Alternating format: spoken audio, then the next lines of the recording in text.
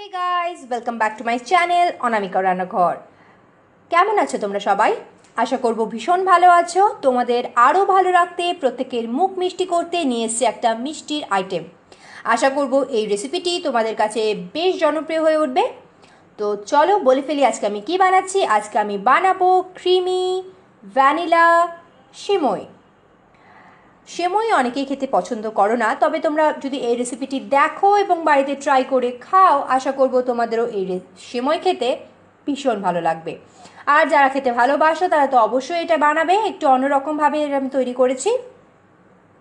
তো চলো প্রথমেই দেখে নিই আমাদের ক্রিমি ভ্যানিলা সেমই বানাতে আমার কী কী লাগছে। সবার প্রথমেই লাগছে সেমই, এখানে রয়েছে 75 গ্রাম। নেক্সট লাগছে প্লেন টেম্পারেচার ওয়াটার, 1 কাপ রেখেছি, যতটা ইউজ করব মেনশন করে দেব পরে। নেক্সট লাগছে 1.5 কাপ মতো মিল্ক, এখানে আমি কাউজ মিল্ক ইউজ করছি, তোমরা যে কোনো স্ট্যান্ডার্ডাইজড মিল্ক ইউজ করতে পারো। লাগবে আইসিং সুগার, এখানে আমি রেখেছি 2/3 কাপ আইসিং সুগার। এটা ইজিলি মার্কেটে পেয়ে যাবে, বাড়িতেও তৈরি করতে পারো। নেক্সট লাগছে vanilla essence 10 ml, white oil 5 ml, ঘি 1.5 টিস্পুন। তো এই ছিল আমার ইনগ্রিডিয়েন্টস। তো চলো এবার চলে যাই রান্নাতে। নেক্সট স্টেপের জন্য চলে এসেছি, কড়া বসিয়ে দিয়েছি, তারপর অ্যাড করেছি সেই সেমইগুলো।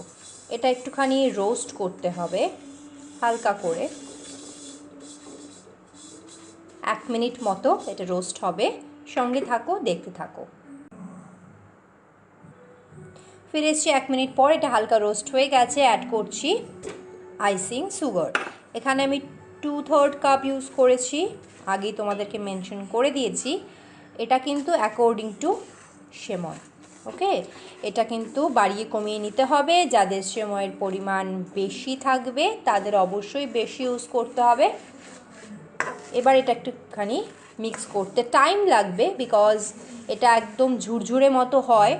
যদিও আমরা আইসিং সুগারটা দেওয়ার পরে, আইসিং সুগার তোমাদের আগেই মেনশন করেছি যে হচ্ছে হিট পেলে এখান থেকে সুন্দর একটা মানে যেমন স্মেল বেরোয়, তার সাথে সাথে কিন্তু একটা ওয়াটার কিন্তু এখান থেকে রিলিজ হয়। তো সেটা অলরেডি যখন রিলিজ হতে থাকবে, তো এটাও সুন্দর করে মিক্স হয়ে যাবে। এটা ভালো করে মিক্স করে নেব আমরা যতটা পারবো।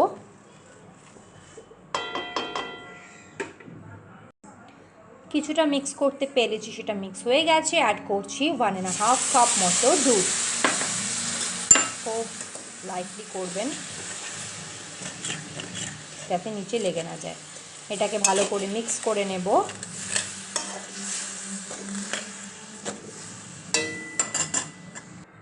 দেখতে পাচ্ছ সুন্দর করে অনেকটা মিক্স হয়ে গেছে। এবার অ্যাড করব হোয়াইট অয়েলটা। তোমরা অনেকেই বলতে পারো যে আগে কেন ইউজ করিনি, এরপরেই তো স্টিকিনেসটা আসবে। ফার্স্টে এটা ড্রাই ছিল, কোনো স্টিকিনেসের কিন্তু পসিবিলিটি ছিল না। তবে এখন চিনি দেওয়ার পরও, দুধটা দেওয়ার পর যখন দুধটা শুকিয়ে যাবে তখন স্টিকিনেসটা আসবে। তো এই পর্যায়ে এসে আমরা কিন্তু হোয়াইট অয়েলটা অ্যাড করব।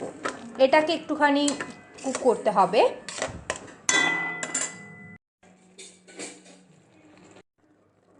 এরপর অ্যাড করছি ঘিটা, মিক্স করে দেব। অ্যাড করছি ভ্যানিলা এসেন্সটা, আর সাথে সাথেই অ্যাড করব সামান্য পরিমাণ জল। আমি ইউজ করছি প্রায় 2/3 কাপ মতো জল। এবার এটাকে ভালো করে কুক করতে দেব, ভালো করে একটু শুকিয়ে আসবে।